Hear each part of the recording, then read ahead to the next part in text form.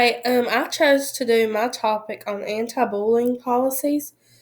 My name is JC Lomax. I'm in the education teacher in the law class. Why are anti-bullying policies important? Bullying is such a common theme among students. It can happen in class, on the playground, or take place after school. Schools need anti-bullying rules and regulations in place to ensure students do not participate in bullying. There have been a number of cases associated with bullying in schools. I'm going to give an overview of some of the cases during this presentation. This is important to me because in my school currently, we do not have an anti-bullying policy, and I believe there needs to be one in place. Right? What is bullying?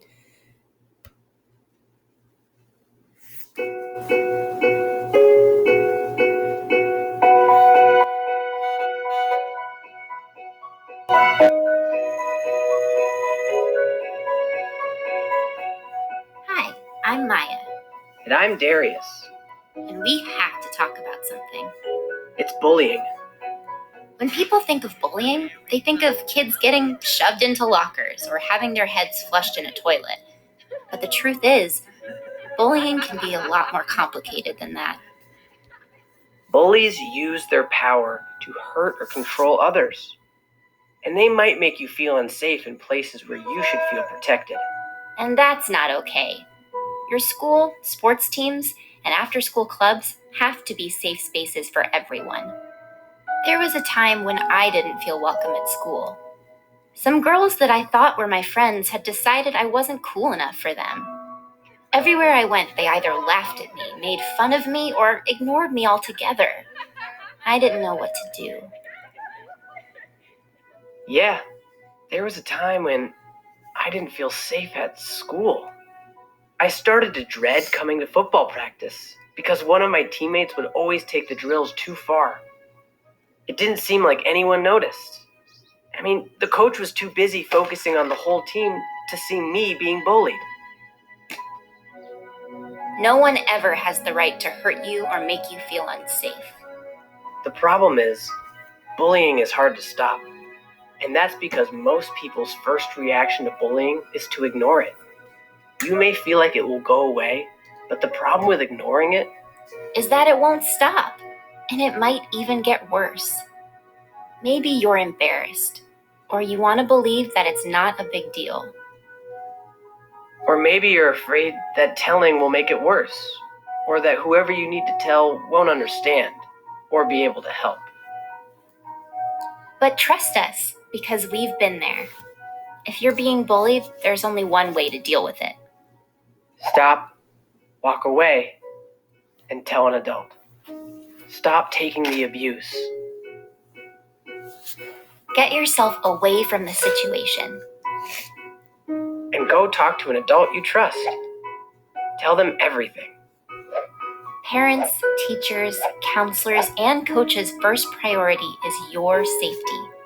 Believe me, there are adults that want to help you. Bullies might scare you out of telling, but if you tell an adult, the bullying is more likely to stop. The adults in our lives won't tolerate bullying, but we can't tolerate it either.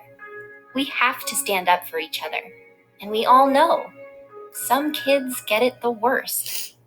Last year, a friend of ours started feeling unwelcome and unsafe at school. He was being bullied for weeks just for being different and having different interests than some of the other kids at school. We didn't want to see our friend get hurt or feel like he didn't belong. So we helped do something about it. Kids who are LGBTQ or who are of color or maybe have learning challenges or physical differences might get bullied the most. We need to work together to decide how safe our school can be. Our differences are our strengths. We also know that bullies need help too. But we can't tolerate their behavior. Never ignore bullying. Never stay silent. You will help yourself and help your bully more by speaking up. Stop, walk away, and tell an adult. Even if the bullying happens online or on your phone, speak up whenever you see, hear about, or experience bullying. Do it for yourself, for your friends, for the kids you've never even met. Always speak up. It's time we work together to make our schools safer for everyone.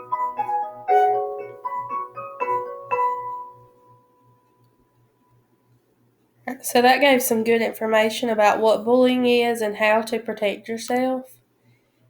Anti-bullying policies in public schools have not appeared vulnerable to the First Amendment challenges, whereas hate speech policies have been struck down in the past. Many schools already have anti-bullying policies in place. Anti-bullying laws usually share some language with anti-harassment policies. I'm going to be going over 2 court cases. The first one is Flores versus Morgan Hill Unified School District. This was a court case from 2003. The basic facts talk about 6 LGBT students experienced anti-gay harassment over the course of 7 years, including physical assaults, anti-gay name-calling, anti-gay vandalism, and anti-gay rumors. The school district employees repeatedly ignored or minimized many reports by students that they were being abused because they were gay or perceived to be gay. Some school employees participated on the abuse. So that was a really bad case. And if they would have had the anti-bullying policy in place, maybe they could have been avoided. And there's more information at the link to that case. The next one is Ketchum versus Newport Mesa Unified School District. It's a case from 2009. In this court case, varsity athletes threatened on Facebook to kill and rape the lead actress of a school production of Rent. The athletes continued to harass the actress at school when administrators took little action to address the school's hostile environment for female gay and lesbian students. So they claimed the equal protection violation, and the school district agreed to provide plaintiff a written apology and institute mandatory training on sexism and homophobia to administrators, teachers, and students. So they did take a step in the right direction after this case happened, and you can find more information by using the link. Alright, in conclusion, in some instances, schools can be held liable for bullying cases. There really need to be anti-bullying policies in place so that these things don't happen and that the schools are protected if anything does happen. So, thank y'all.